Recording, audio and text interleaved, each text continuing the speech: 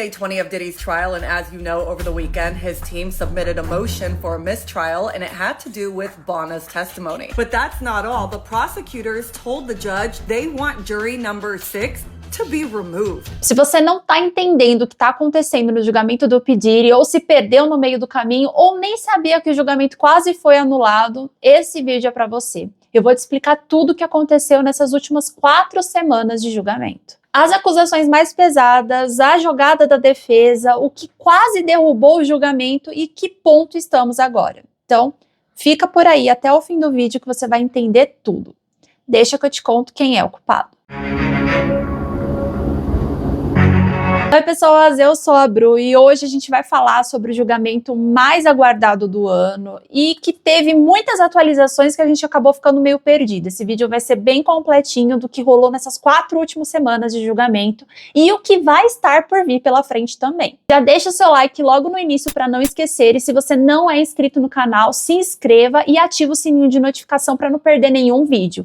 Temos vídeos aqui toda segunda, quarta e sexta, e se você não me acompanha nas outras redes, já corre que por lá temos vídeos curtos todos os dias. Então, sem mais delongas, bora pro caso de hoje. O julgamento do P. Diddy começou com um peso que muita gente ainda não tinha dimensão. Logo na primeira semana, o Tribunal de Manhattan foi palco de relatos perturbadores, que vão muito além de escândalos de celebridades. Estamos falando de anos de abuso, controle psicológico e denúncias de crimes federais. Nenhuma câmera foi autorizada no tribunal, então tudo que a gente sabe vem dos jornalistas que estão acompanhando presencialmente e das transcrições oficiais. Logo no primeiro dia, quem assumiu o centro do julgamento foi a Cassie Ventura, ex-namorada do P. Diddy e uma das principais testemunhas da acusação. A Cassie começou descrevendo como tudo começou. Ela tinha 21 anos quando conheceu o Diddy. Ele era carismático, poderoso, dono de gravadora, com acesso irrestrito à indústria da música. No início, a Cassie admitiu que se sentiu encantada, mas desde cedo já percebia o controle que ele exercia sobre a sua carreira e a sua vida. Esse encantamento durou até que pouco, porque segundo o que ela disse, logo no começo já começou as brigas e as agressões físicas. A Cassie declarou com clareza como o Diddy perdia o controle. Ele batia na cabeça dela, derrubava ela no chão, pisoteava enquanto ela ainda estava no chão, e foi anos de abuso físico e psicológico. O tribunal ouviu relatos ainda mais pesados envolvendo o que a Cassie chamou de freak-off, que são festas sexuais privadas organizadas pelo Diddy. Inicialmente, ele a forçava a assistir enquanto ele mantinha relações com outras pessoas. Depois, a situação escalonou. A Cassie passou a ser obrigada a participar das orgias e a cumprir ordens específicas e a permanecer acordada por dias enquanto Diddy controlava tudo. Os relatos foram chocantes e em um momento a Cassie disse que os convidados ali urinavam nela, na boca dela, até ela sufocar enquanto ele observava. A Cassie, meio que para conseguir dissociar tudo aquilo que estava acontecendo, ela acabou recorrendo para as drogas. Com o tempo, o papel da Cassie se tornou ainda mais sombrio. Ela passou a organizar as festas, contratando acompanhantes e recrutando participantes, sempre sob a exigência física do Diddy. E também tomando cuidado de garantir que nenhum deles fosse um policial infiltrado.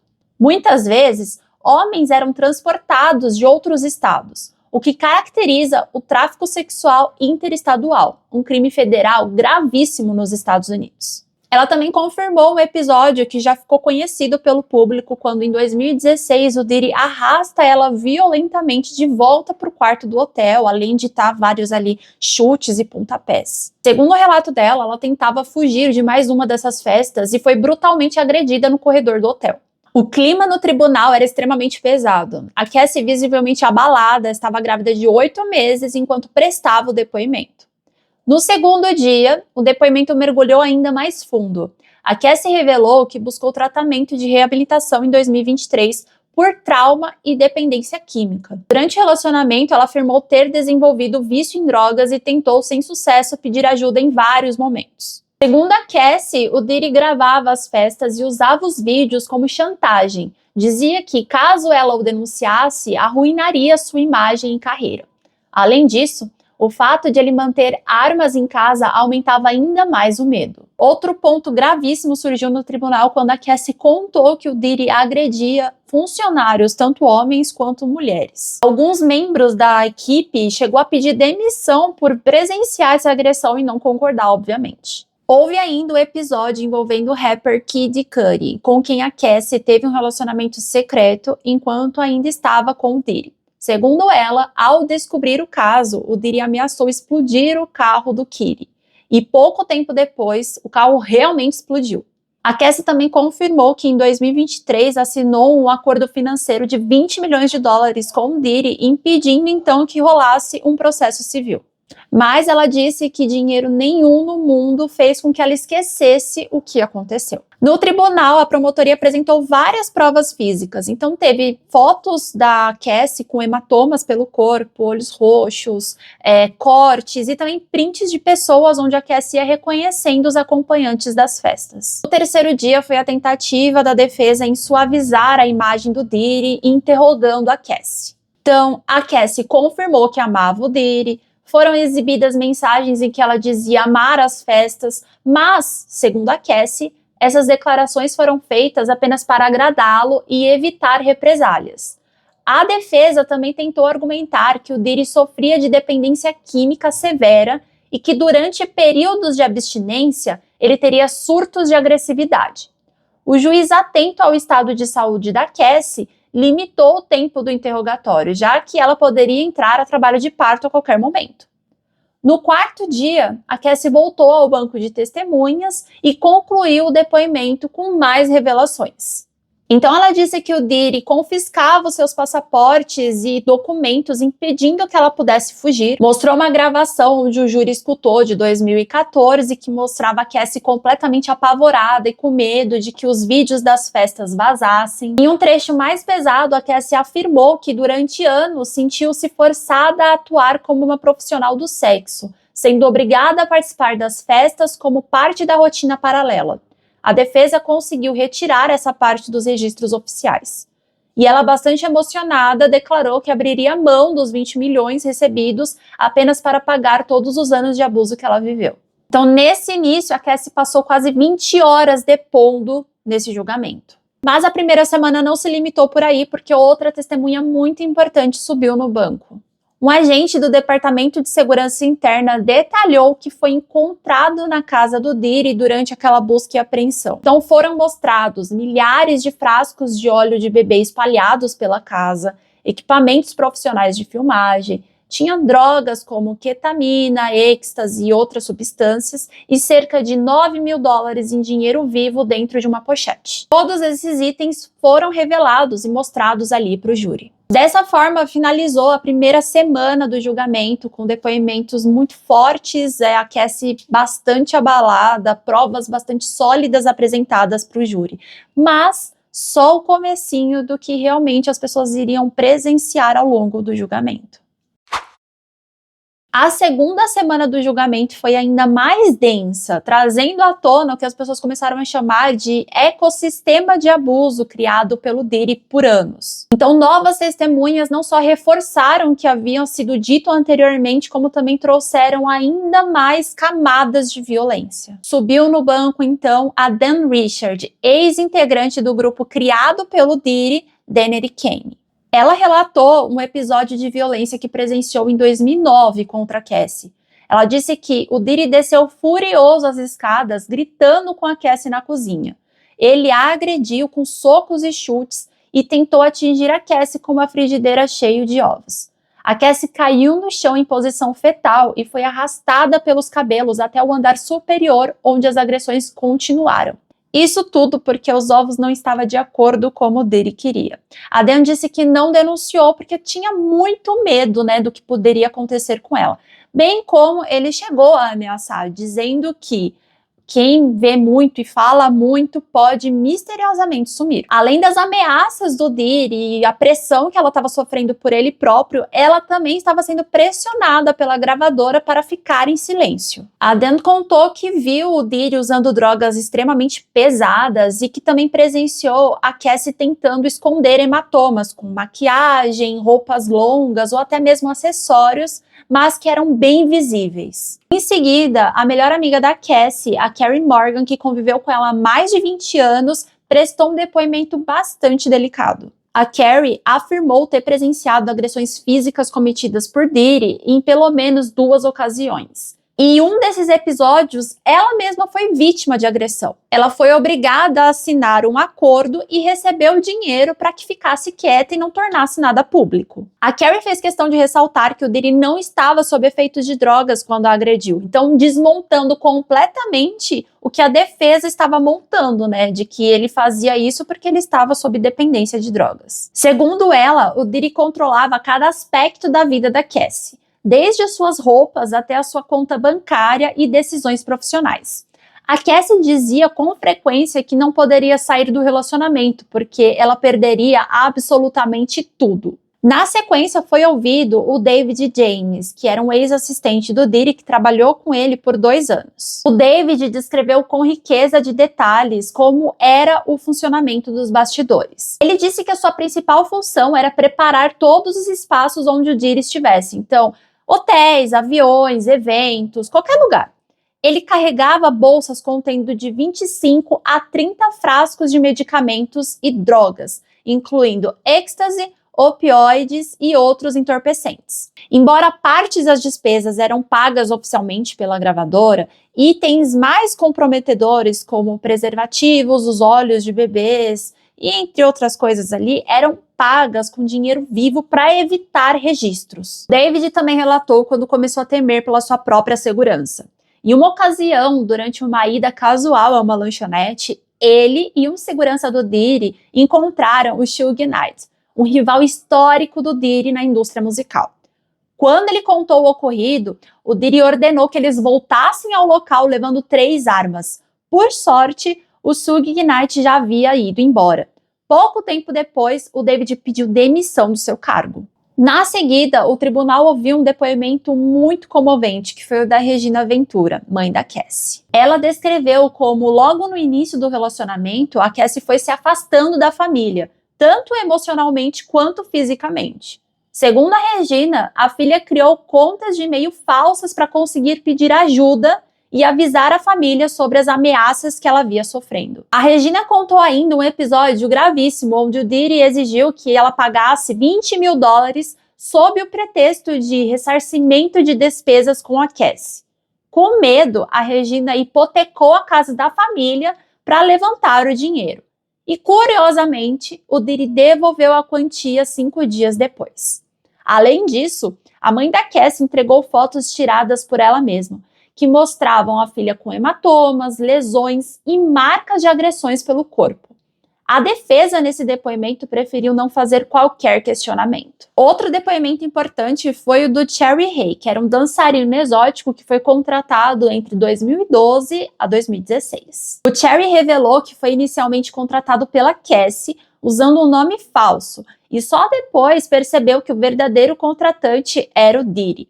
Nas festas, o Cherry recebia instruções diretas pelo próprio Diddy sobre o que deveria acontecer, sobre o que ele deveria fazer. Apenas quando chegou a um dos hotéis e viu o nome real do rapper na tela de boas-vindas, que ele de fato entendeu onde ele estava trabalhando. Em seguida, o agente federal Garrett Gaynor, que também participou das buscas e apreensões na casa do cantor em 2024, apresentou novas provas e mostrou armários cheios de sapatos femininos e roupas íntimas, brinquedos sexuais em grandes quantidades, centenas de frascos de óleos de bebê e partes de rifles AR-15 com o número de série raspado, tornando impossível o rastreamento da sua origem. Embora as armas estivessem desmontadas e sem munição, só o fato dele ter na casa já mostrava uma posse ilegal de armamento. A defesa tentou alegar que as armas estavam desmontadas, não estavam carregadas, não poderiam ser usadas, mas, como eu disse, só o fato de ter na residência já caracterizava como uma posse ilegal. Na sequência, a psicóloga forense Dan, especialista em vítimas de abuso, foi chamada como perita técnica. Sem ter envolvimento direto no caso, ela explicou como funcionam os vínculos traumáticos em relacionamentos abusivos. O ciclo de violência seguida por demonstrações de afeto que cria uma dependência emocional nas vítimas, dificultando ainda mais o rompimento. Ela também destacou o medo, a vergonha e a dependência financeira como fatores determinantes para que a vítima não denuncie o seu agressor. O depoimento dessa psicóloga praticamente desarmou o que a defesa tanto batia na tecla, que era de que a Cassie se mantinha no relacionamento porque ela queria. Sabendo disso, a defesa então tentou desqualificar, dizendo que essa psicóloga atuava em muitos casos de alta repercussão, mas o juiz manteve e disse que era um depoimento bastante significativo. Em seguida, foi a vez de George Clan, outro ex-assistente do Diddy. No início, o George tentou se proteger invocando a Quinta Emenda, mas ele acabou recebendo imunidade judicial e foi obrigado a depor. Ele descreveu uma rotina exaustiva, chegando a trabalhar mais de 100 horas semanais. Sua função era preparar cada local para as festas, então providenciar bebidas, drogas, lubrificantes, objetos íntimos e garantir que não restassem rastros após os encontros. George também relatou um episódio dentro do jato particular do Diddy. Ao ouvir o vidro quebrando, ele olhou para trás e viu o Diddy pisando na Cassie. E ela estava caída e gritando desesperadamente. Em outra ocasião, encontrou a Cassie machucada no banheiro e foi obrigado a comprar remédios para reduzir o inchaço dos hematomas. O George também testemunhou agressões contra outras mulheres. Após anos de abuso, ele deixou o emprego em 2015. Curiosamente, durante o depoimento, ele e o Diddy trocaram sorrisos discretos. Estratégia claramente orientada pela defesa para tentar humanizar a imagem do réu diante do júri. O depoimento mais aguardado da semana veio na sequência, o do Kitty Cuddy, ex-namorado da Cassie. Kitty confirmou a ameaça feita anos antes pelo Diddy de que colocaria fogo em seu carro e contou como isso realmente aconteceu. Segundo ele, após o envolvimento com a Cassie ser descoberto, o Diddy invadiu a sua casa, revirou pacotes de presentes, desativou as câmeras de segurança e chegou a trancar o cachorro do Kitty no banheiro. Pouco depois, o carro dele foi completamente destruído por um incêndio provocado por um coquetel Molotov. A defesa tentou alegar que esse artefato tinha sido jogado por uma mulher, então ali tentando insinuar que tinha um terceiro nessa situação toda, mas o Kitty negou, disse que a Cassie já havia relatado os abusos e as ameaças que ela sofria do Diddy. Então, segundo o Kitty, os dois terminaram o relacionamento por medo, obviamente. Em seguida, o tribunal ouviu o depoimento da Mila Morales, que era a maquiadora da Cassie. A Mila revelou que, além de fazer a maquiagem, também precisava enviar fotos dos looks para aprovação do Diddy, antes de qualquer evento. Em 2010, após a Cassie comparecer a uma festa sem autorização do Diddy, ele a espancou brutalmente. Quando a Mila encontrou a Cassie no hotel, ela estava com o rosto coberto de hematomas, cortes na boca e vários inchaços. E mesmo com a presença de um médico, a Cassie recusou atendimento hospitalar por medo do Diddy. A Mila também admitiu não ter procurado a polícia por medo. Nos últimos dias da semana, um gerente de hotel chamado Frederick confirmou que o Diddy usava pseudônimos chamado Frank Black, uma referência ali ao Notorious Big, para fazer reservas em hotéis em Beverly Hills. Segundo os registros, as estadias do Diddy exigiam cobranças extras por danos recorrentes e limpezas profundas no quarto ao fim de cada hospedagem. Por fim, um agente forense digital chamado Joshua analisou os computadores que foram apreendidos com a autorização da Cassie. Em um desses computadores, de fato, foi encontrado o pseudônimo em um login chamado Frank Black, onde confirma tudo aquilo que foi dito anteriormente pelo gerente, né? Com isso, foi finalizada a segunda semana do julgamento, então, confirmando esse padrão de violência, de manipulação, de agressão e medo absoluto que as pessoas ao redor do Diddy sentiam. Mas a terceira semana conseguiu chocar ainda mais o tribunal. Logo no início dessa semana, o tribunal recebeu o depoimento de uma das pessoas mais aguardadas, que era a Capricorn Clark, uma das funcionárias mais fiéis do Diddy, né? Que ela trabalhou diretamente com ele ali por quase 15 anos. Ela era diretora de marketing, assistente pessoal e também foi responsável por montar toda a imagem da Cassie ao longo da carreira. O depoimento da Clark já começou evidenciando uma intimidação absurda logo no começo do trabalho, logo na primeira reunião deles. Ela disse que essa reunião foi marcada no Central Park e o Diddy levou ela para um local muito isolado do parque, acompanhado dos seus seguranças. Ali ele deixou um aviso claro. Ele falou: se você pisar fora da linha, eu mesmo vou dar um fim em você. Já fiz isso antes com outros assistentes. Esse episódio foi apenas o início de uma rotina de tortura psicológica. A Clark relatou um caso específico em que foi falsamente acusada por Diddy de ter roubado suas joias.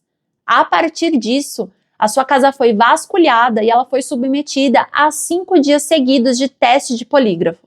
Completamente abalada emocionalmente, os resultados davam inconclusivos, o que apenas aumentava a tensão. Segundo ela, os seguranças começaram a ameaçar, dizendo que jogaria o corpo dela em um rio se ela não colaborasse.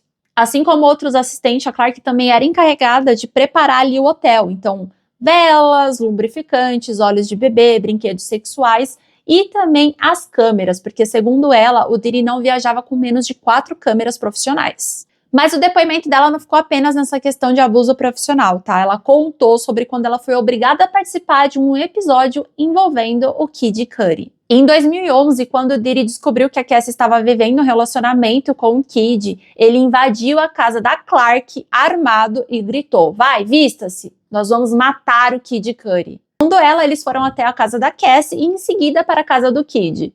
A Clark foi obrigada a permanecer dentro do carro enquanto o Diddy e os seus seguranças invadiam a residência. Ela, desesperada, tentou ligar para Cassie para avisar então o perigo iminente que estava rolando ali, né? Após essa tentativa de emboscada, a Clark foi usada pelo Diddy como intermédio para convencer a Cassie e o Kid a não procurarem a polícia. A mensagem era clara: se você não resolver isso pra mim, eu vou matar todos eles. A Clark afirmou que após a emboscada ela presenciou o Diddy chutando a Cassie, agredindo a Cassie, e quando ela tentou intervir, ela também acabou sendo agredida. Durante o depoimento, a defesa tentou descredibilizar a Clark, dizendo que ela já teve uma paixonite aguda pelo Diddy anos atrás. Então, insinuando que tudo isso que ela estava falando era ressentimento. Na verdade, não tinha acontecido nada daquilo. Mas mesmo sob essa pressão, a Clark não recuou e manteve o seu depoimento até o final. No dia seguinte, o tribunal ouviu o depoimento do policial Christopher, que trabalhou no Departamento de Polícia de Los Angeles. O Christopher confirmou que na manhã que foi atentada a casa do Kid, que teve aquela invasão, foi ele quem atendeu o chamado de emergência. Ao chegar, ele testemunhou um veículo semelhante ao do Diddy, deixando o local em alta velocidade. Como não havia flagrante de crime no momento, não houve perseguição. Dentro da casa, ele encontrou pacotes revirados, objetos pessoais abertos e as câmeras de segurança desativadas. Em seguida, quem prestou depoimento foi o estilista Nash, que trabalhou para o Diddy por 10 anos. O relato dele trouxe ainda mais peso no tribunal. Ele confirmou ter presenciado múltiplas agressões físicas e emocionais praticadas pelo Diddy contra Cassie. Nash descreveu em detalhes um episódio em que o Diddy, após não conseguir contato com a Cassie, foi até a casa dela, puxou-a do sofá pelos cabelos e iniciou uma sessão violenta de agressões. Segundo o relato, ele chutou repetidamente a cabeça da Cassie até que ela começasse a sangrar. O Diddy, em pânico diante do próprio ato, teria dito aos gritos: "Olhem o que vocês me fizeram fazer."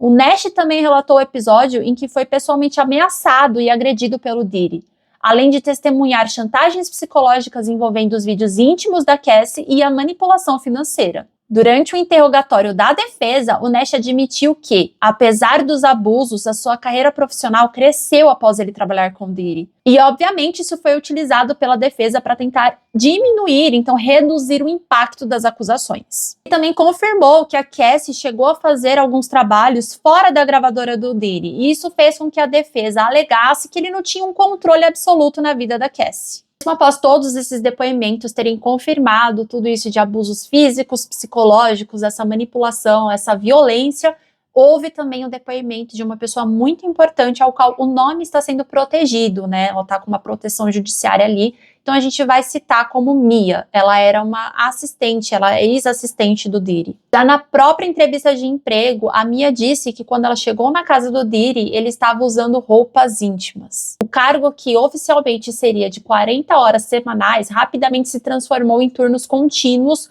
com dias seguidos sem dormir, sem privacidade e sem qualquer autonomia dentro de casa. A Mia dormia nos alojamentos da propriedade e não podia trancar a sua porta. Ela não tinha permissão para sair sozinha. O seu telefone era frequentemente revistado pelo Diddy, que controlava todas as suas mensagens e ligações. Com o passar do tempo, as humilhações foram se tornando cada vez mais pesadas. A Mia disse que ela foi obrigada a consumir drogas e passar horas e horas acordadas. Além disso, a sua rotina também incluía apagar qualquer rastro, qualquer evidência que pudesse ser exposta do que rolava por trás dos bastidores. Mas o tribunal entrou em um completo silêncio quando a Mia revelou os abusos sexuais. Segundo ela foi estuprada diversas vezes pelo Diddy. A primeira agressão sexual teria ocorrido durante a festa de 40 anos do rapper, quando ele ofereceu bebidas alcoólicas e a deixou em um estado semiconsciente e depois a violentou. As agressões sexuais continuaram ao longo dos anos, tá? Algumas vezes no próprio quarto da Mia e outras enquanto ela estava ali no closet arrumando a mala dele. Um dos relatos mais pesados, a Mia disse que acordou com o Diddy em cima dela, a imobilizando e a violentando sexualmente. A Mia disse que nunca contou isso pra ninguém, que nunca foi atrás de denunciar, porque ela tinha muito medo do Diddy e sabia que ele estava acima da lei também. E ela citou um episódio que ela estava em alta velocidade e foi parada pelos policiais. E quando ela disse que o Diddy estava no banco de trás, os policiais mudaram completamente a fisionomia e liberaram ela rapidamente. Com o depoimento da Mia, a terceira semana do julgamento terminou, deixando o tribunal bastante abalado. Logo no início dessa quarta semana, o tribunal enfrentou um dos momentos mais tensos de todo o julgamento. A defesa entrou com um pedido oficial de mistrial, ou seja, a anulação completa do julgamento. O argumento central da defesa girava em torno do depoimento de uma testemunha chamada Brianna, ou simplesmente Bona. A Bona havia relatado um episódio em que teria sido agredida pelo Diddy e durante o ataque foi pendurada de uma sacada, correndo risco de morte. A defesa apresentou documentos mostrando que na data exata em que a Bona estava afirmando aquilo, o Diddy não estava em Los Angeles, e sim na costa leste. Com isso, eles falaram que a testemunha estava mentindo sobre o juramento e tentaram anular o julgamento com essa contradição. Estavam ali questionando, então, a credibilidade dos outros depoimentos também. A Bona, visivelmente abalada no tribunal, negou qualquer tentativa de mentir. A promotoria defendeu que a confusão de datas relatadas por ela seria uma consequência direta do trauma vivido e que não era uma má-fé intencional. O juiz analisou o contexto e rejeitou o pedido de anulação, entendendo que, embora houvesse inconsistência nas datas, ela não comprometia o conjunto probatório geral do caso.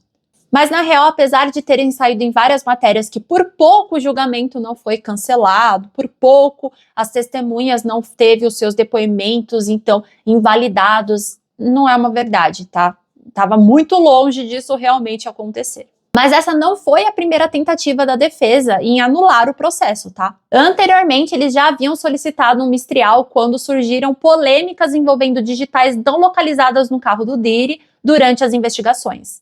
E na ocasião, o juiz também recusou. Essa mesma semana aconteceu um afastamento de um jurado e esse episódio gerou uma tensão ali no tribunal. O jurado número 6 foi afastado pelo motivo que, durante uma verificação, descobriu-se que ele mentiu no questionário de seleção, informando que morava em Bronx, mas na verdade ele morava em Nova Jersey. Como a residência fora da área da seleção do júri é uma violação grave, o juiz removeu o jurado e o substituiu por um suplente. Mesmo com embates jurídicos ali, os depoimentos continuaram e dessa vez com depoimentos ainda mais fortes. Uma das pessoas que prestou o depoimento foi a Jenny, ex-namorada do Diddy de 2020 a 2024. O depoimento descreveu o mesmo ciclo de abusos já relatado pela Cassie e outras vítimas. O início carismático, seguido pelo controle psicológico, violência física e manipulação financeira. A Jenny alegou que mesmo durante o julgamento, o Diddy ainda pagava o seu aluguel, ou seja, mostrando claramente uma dependência financeira da parte dela. Durante o seu depoimento foi apresentado um áudio gravado pelo Diddy durante um surto, onde ele praticamente exigia que a Jenny continuasse participando dos abusos sexuais e situações humilhantes. Mesmo depois de ter sido agredida fisicamente em agosto do ano anterior, a Jenny continuava sendo pressionada psicologicamente a permanecer. A defesa, como fez com todas as outras testemunhas, eles tentaram descredibilizar o depoimento da Jenny, alegando ali que ela tinha um interesse financeiro nele e mostrando trocas de mensagens carinhosas durante o relacionamento. A Jenny ainda questionou a defesa dizendo: qual que é o preço do meu corpo? Qual que é o preço da minha dignidade? A promotoria também apresentou mensagens antigas de bem antes das denúncias públicas da Cassie, mostrando que a Jenny já expressava medo e desconforto em conversas privadas com o Diddy. Esse detalhe foi fundamental para rebater a alegação de que ela estaria se aproveitando da exposição do caso. Outra coisa que aconteceu nessa quarta semana que chamou muita atenção foi a presença novamente física do Kanye West no tribunal, mostrando apoio público ao Diddy. Um áudio gravado foi exibido também mostrando o Kanye se declarando pro Diddy, enfim, um climão. Houve outros depoimentos técnicos também bastante perturbadores. A Mia, ex-assistente pessoal já ouvida anteriormente, ela retornou ao tribunal e mesmo sob novos ataques da defesa, manteve-se firme ao explicar os mecanismos de abusos psicológicos que fizeram, por vezes, manter o contrato amigável com seu agressor. A Sylvia, funcionária do Beverly Hills Hotel, confirmou novamente o uso recorrente do pseudônimo Frank Black por Diddy durante as suas estadias, todas marcadas por festas privadas e exigências logísticas detalhadas de sigilo. Eric Garcia, segurança do Intercontinental Hotel, trouxe um ponto especificamente grave. Ele revelou que houve uma tentativa de suborno envolvendo $100 mil para que o vídeo das agressões de 2016, onde o Diddy arrasta violentamente a Cassie pelo corredor, fosse apagado. Apesar dessa tentativa de silêncio, o vídeo acabou vindo anos depois à tona, se tornando ali uma peça central para o estouro do caso, né? Já no campo financeiro, o ex-diretor financeiro Derrick prestou depoimento e, curiosamente, foi uma rara exceção que trouxe um certo alívio momentâneo para a defesa. Ele disse que durante o tempo que ele atuou com o Diddy, ele não encontrou nenhuma fraude contábil e nenhuma questão de lavagem de dinheiro. Já o perito forense Frank foi chamado para validar a autenticidade dos vídeos sensíveis. Segundo ele, tanto o vídeo da agressão de 2016 quanto outras gravações realizadas entre 2012 e 2014, todas armazenadas sob o usuário Frank Black, são autênticas e legítimas, reforçando ainda mais a materialidade das provas. Mesmo a defesa tentando de todas as formas atacar, descredibilizar depoimentos, os acúmulos de relatos, fotos, vídeos, provas, enfim, tudo deixa o cenário muito mais sombrio para o lado do Diddy. Mas ainda não chegou ao fim o julgamento. Além do julgamento criminal que está acontecendo em Nova York, o Diddy também permanece sob investigação federal em outras frentes, envolvendo possíveis crimes financeiros, tráfico sexual interestadual, lavagem de dinheiro e movimentação bancária suspeita. Se até aqui a galera já viu depoimentos asquerosos, o que vem pela frente ainda promete uma certa reviravolta tanto na questão jurídica quanto em outros depoimentos. Fontes próximas ao tribunal indicam que a promotoria tende a finalizar as oitivas de testemunhas ainda nessa semana. O depoimento do Brandon Paul, ex-funcionário do Diddy, que deve detalhar operações internas, incluindo a aquisição e distribuição de drogas e logísticas para as festas privadas, a apresentação de mais um agente federal responsável por consolidar os elementos técnicos que sustentem os crimes federais investigados paralelamente, incluindo o tráfico sexual e também a movimentação financeira suspeita. Se não houver nenhuma surpresa, a expectativa é de que a acusação encerre os blocos agora na quarta-feira ou na sexta-feira. Com as acusações encerrando as suas participações, é a vez da defesa jogar a sua cartada final aí, né? Fontes ligadas aos bastidores jurídicos já adiantaram qual vai ser a linha principal de defesa, que é o sexo consensual. A estratégia da defesa vai se concentrar em argumentos que os relacionamentos foram baseados em consentimentos mútuos, que a Cassie, a Jenny, a Mia e outras mulheres teriam permanecido em relações complexas e afetivas, mas não criminosas, e que as relações envolviam trocas emocionais e até financeiras, mas não configurava abuso de poder ou tráfico sexual. Segundo ex-promotores consultados ali pelos jornalistas, essa deve ser a melhor ou, na verdade, a única linha que a defesa deve seguir. Tudo isso com um único intuito, né, que é gerar dúvida na cabeça do júri. Outro ponto importante que fontes ligadas ali dizem é que o Diddy não vai depor, ou seja, ele não vai sentar no banco de testemunhas. Isso porque o risco seria alto demais, né? Caso ele fosse interrogado, os promotores poderiam conduzir um chamado Waterfall of Pain, que é uma avalanche de perguntas cruzadas que poderiam desestabilizar completamente a imagem do réu diante do júri. A gente sabe que isso facilmente aconteceria, né? Se é que ele tem alguma imagem credibilizada ainda. A estimativa é que a deliberação ali do júri deve acontecer ainda na primeira semana de julho. Após o encerramento das oitivas, o júri terá acesso a todas as provas consolidadas, então vídeos, áudios, fotos, perícias técnicas e os longos depoimentos das principais testemunhas. E isso iniciará a fase final da avaliação para a definição do veredito.